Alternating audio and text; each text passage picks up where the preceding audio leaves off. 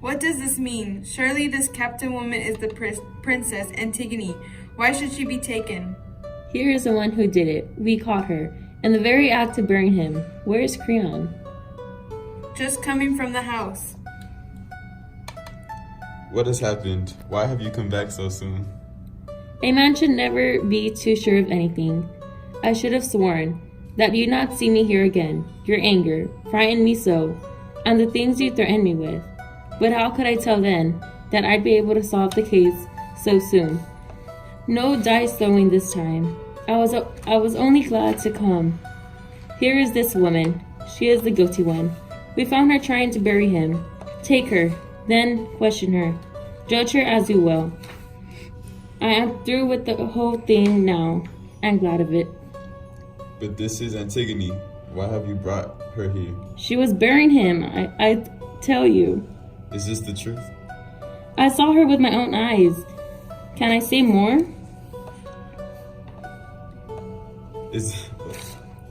The details come. Tell me quickly. It was like this. After those terrible threats of yours, King, we went back and brushed the dust away from the body. The flesh was soft by now, and stinking.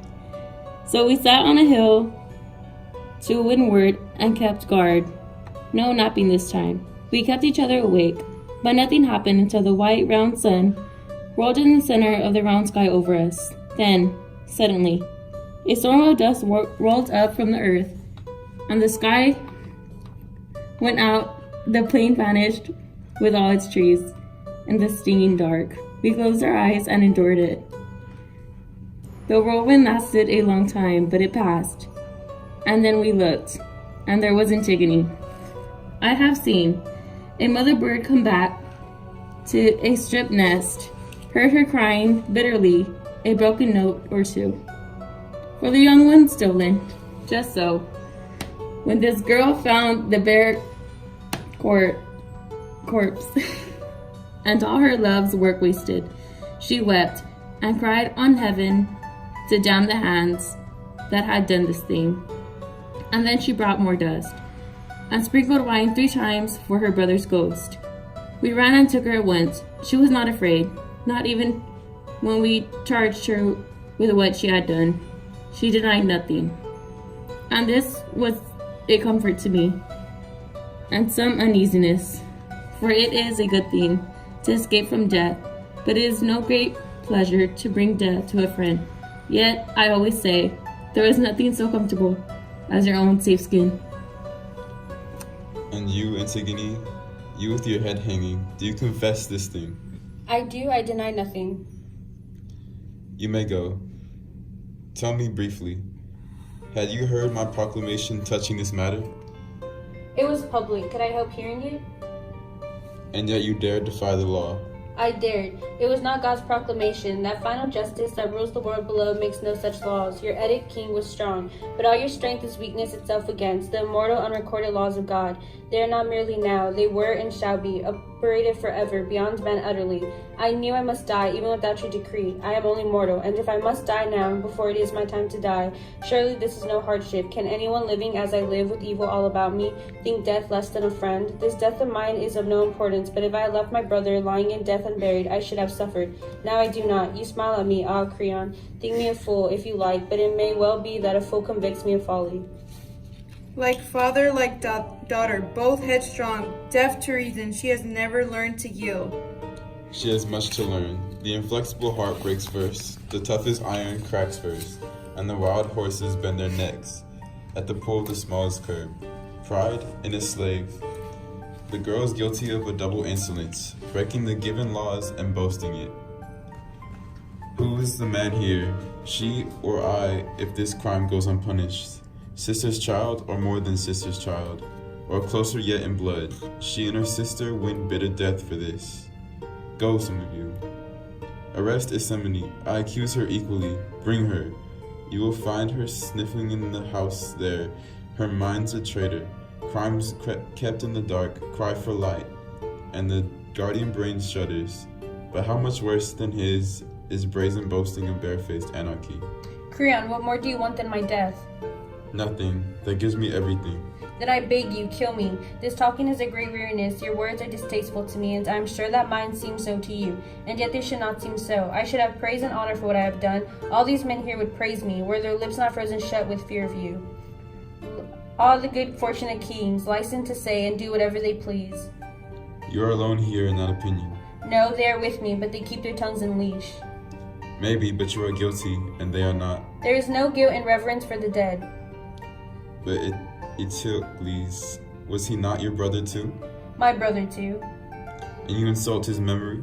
The dead man would not say that I insulted. He would, for your honor, a traitor as much as him. His own brother, traitor or not, and equal in blood. He made war on his country. Eteocles defended it. Nevertheless, there are honors due all the dead. But not the same for the wicked is for the just. Ah, Creon, Creon, which of us can say what the gods hold wicked? An enemy is an enemy, even dead. It is my nature to join in love, not hate. Go join them then. If you must have your love, find it in hell. But see, Ismene comes. Those tears are sisterly. The cloud that shadows her eyes rains down gentle sorrow.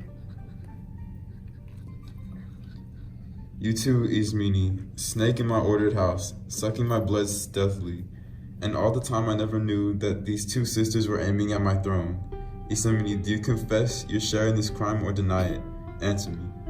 Yes, if she will let me say so, I am guilty. No, Ismene, you have no right to say so. You would not help me, and I will not have you help me.